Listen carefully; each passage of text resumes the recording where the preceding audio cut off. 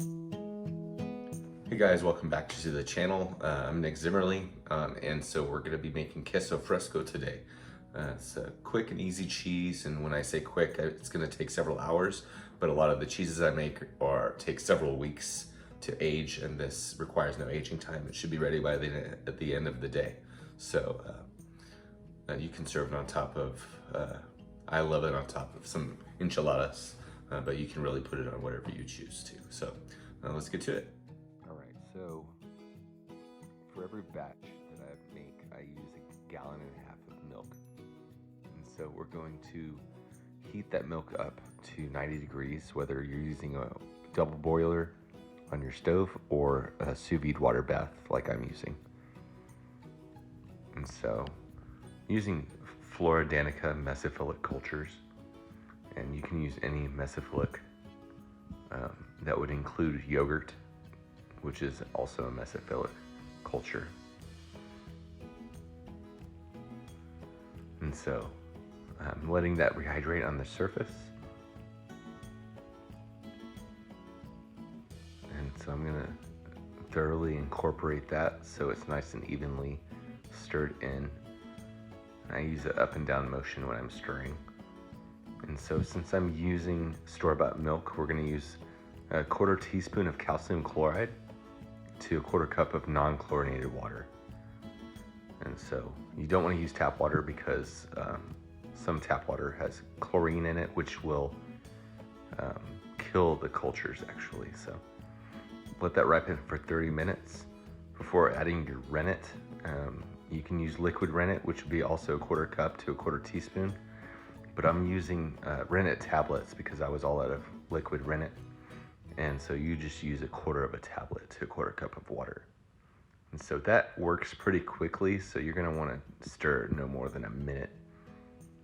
And so stir in an up and down motion so it's nice and evenly incorporated. So we're gonna let that set for 45 minutes. And so I'm checking for a clean break in the curd, in which I didn't feel like that was a nice clean break, so I let it set for another 5 to 10 minutes. And so this one I was more comfortable with. And so now we're gonna start cutting the curds, and this is something you're gonna want to take your time with. No sense in rushing this. And so we're gonna do both vertical and horizontal cuts.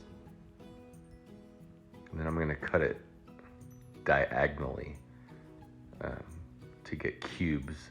Now if you can purchase a curd harp or a curd cutter online, which will give you perfect cubes.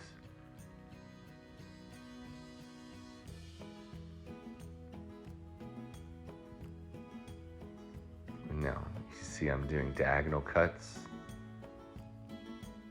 and it's okay if they're not perfect. You can always cut them with your spoon or ladle or whatever you start stirring your curds with.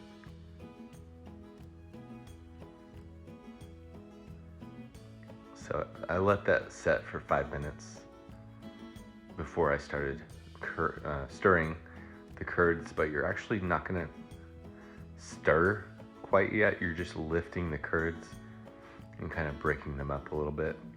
And you see I'm just cutting the bigger pieces with my spoon.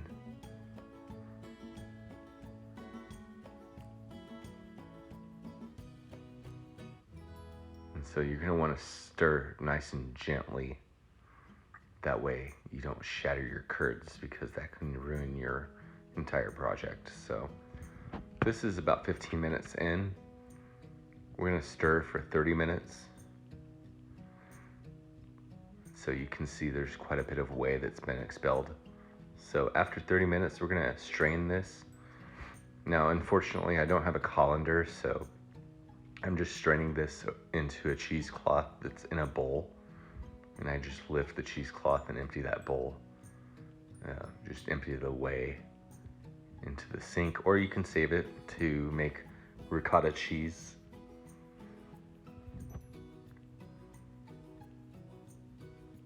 So I've emptied that first half of the whey, it would be much more convenient to have a colander. That way you don't have to keep emptying it out. But for some reason or another, I have never invested in one. And so there goes the rest of the curds.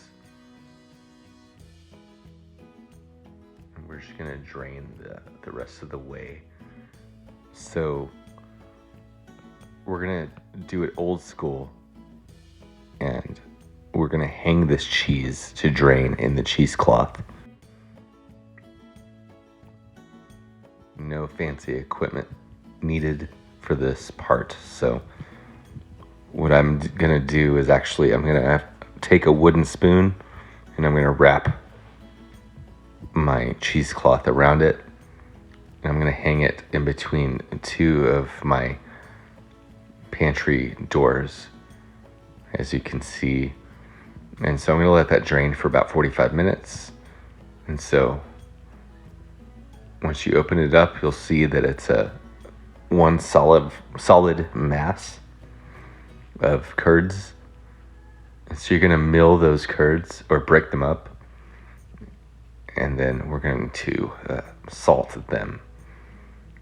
So you're gonna take this cheese curds and you're gonna weigh them out, and then you're gonna take 3% of that weight in salt and salt the curds. And that might look and seem like a lot of salt, but it's necessary.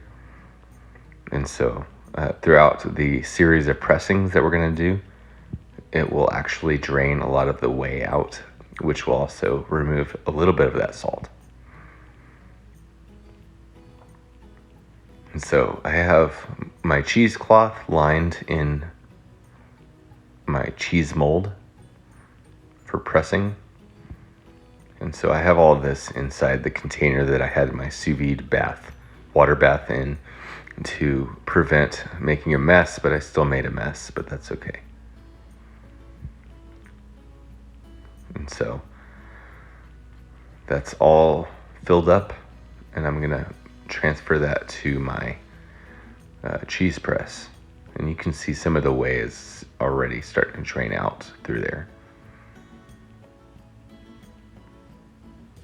Okay, so we're gonna press for an hour at a time for the first couple of hours, and then the remaining time we'll just press it. It'll be a total of 6 hours of pressing. And you can press once for 6 hours, but I feel like flipping it a couple of times throughout will give you a more uniformed press, which I prefer. That's just me being cautious.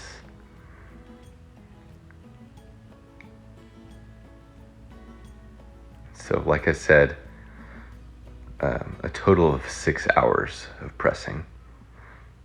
So if you get started early enough in the day, then you'll have it ready by dinner time if you want to use it for dinner.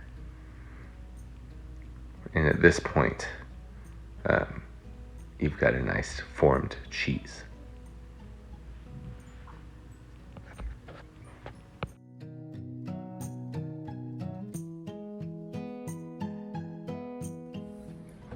All right, so we've got our Queso Fresco here. We have a little bit of trim, a little excess that we could trim off just from the pressing that we can try here, but I actually have plans for this particular cheese, so we'll just trim a little bit off so we can taste it. All right, nice formed wheel of Queso Fresco. Let's try this out.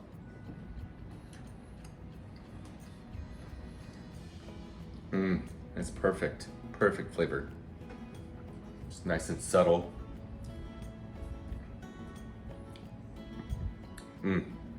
So if you want a cheese that's ready the day of, instead of having to age it, this is a good cheese to start with, a good beginner cheese. So like I said, it's great on top of enchiladas. That's what I plan to use it for, or you can use it as you wish. So if you like the recipe, try it out. I encourage it. Let me know how it worked out for you, and thank you for watching.